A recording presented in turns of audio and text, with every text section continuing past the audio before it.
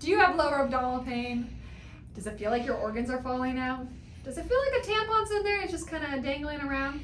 Or maybe you can't get all your poop out? Or maybe, just maybe, you stuck your finger in there and something just doesn't feel right? You might have a prolapse. First off, don't stress. This happens, research says 30 to 35% of women. I actually think it's closer to 50%. A lot of the women that come into pelvic floor therapy after having a child don't even know they have one. So there's different types. You can have a bladder prolapse, a rectum prolapse, or a uterus prolapse. It can be felt vaginally or rectally.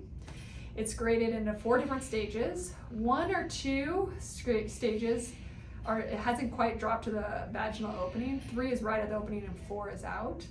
If you're stage 1 or 2, pelvic floor strengthening really works. It's almost nearly a 100% success rate. If it's a 3, it's kind of maybe, and then 4, you almost always need a pessary or surgery. Pessary is kind of like a diaphragm that it gets inserted to you, it's custom fit to you, and it kind of lifts it all up. And then surgery is more of a mesh surgery that you can perform to kind of get everything to be pushed back up. They say that outcomes of the surgery improve by 30% if you do pelvic floor strengthening beforehand, so it's kind of a win-win if you end up doing that first. Okay, first let's talk about having a bowel movement or urinating. A lot of people will get on the toilet and go, they try to push down. Don't do this. That makes the prolapse worse. Instead, what you're supposed to do is sit on the toilet and chill.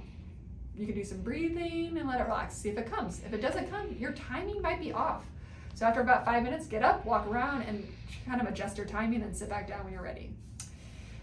Another thing is, sometimes the position makes a difference. I'll kind of check people which position they're relaxed most, but sometimes it's leaning forward, sometimes it's up, sometimes it's putting their feet on a squatty potty, so that can make a huge difference.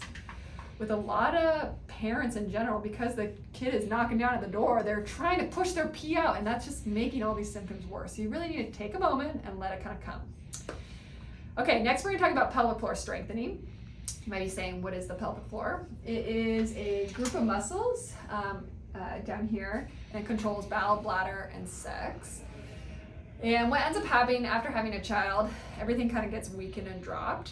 And so they need to learn to tighten that pelvic floor and push it back up, kind of like a trampoline. When I put my finger in people's vaginas, oftentimes they're not even contracting around my finger, and yet they think they are. If you're 6 weeks postpartum, put your finger in there. Can you squeeze? Can you feel it squeezing around your finger? I oftentimes will use the tip, like pretend there's a tampon inside of you, squeeze around it, and don't let me pull the string. And that really gets them to pull up. That upward motion is the thing that's going to bring that bladder, rectum, or uterus back up into its place. Okay, the other thing is people usually think Kegels, if you've heard that word, is just squeeze, relax of that pelvic floor. Most of these patients can do this. It's the other exercises that they end up struggling with. So I'm going to go through that. So let's have you follow along. You can even put that finger in there. If you're after 6 weeks, you're going to go quick up, slow, relax. Did it drop? A lot of people end up dropping on the way down. Or let's try the mountain exercise. We're going to go slow up, 1, 2, 3, the top, and then 1, 2, 3 down. You drop it on the end. That's quite common.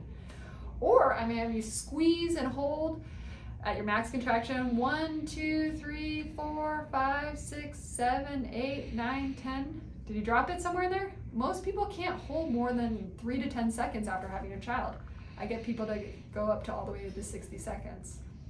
Last, the exercise is called the elevator. Right now we're at the basement, and you're going to go up to level 1, which is 50% of your max contraction. Hold. Up to level 2, 100%. Hold.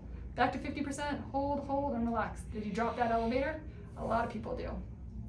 I then take those 5 exercises and I teach them how to do it laying down, sitting, standing on one leg, feet wide apart, standing on a Bosu ball, jumping 50 times, bent over a table.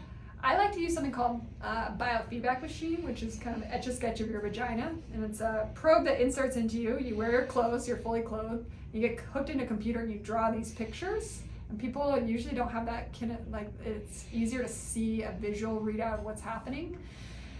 But a lot of pelvic floor therapists end up just doing internal work, and they feel like that really helps as well. So that can vary depending on who you're seeing. It's really important that none of these are painful. If it is, it's possible you're too tight versus 2 weeks, so it's important to tell your provider that. Hopefully this gives you a few tips to get you going so that it makes it a little bit easier and have less visits in pelvic floor therapy. Thanks.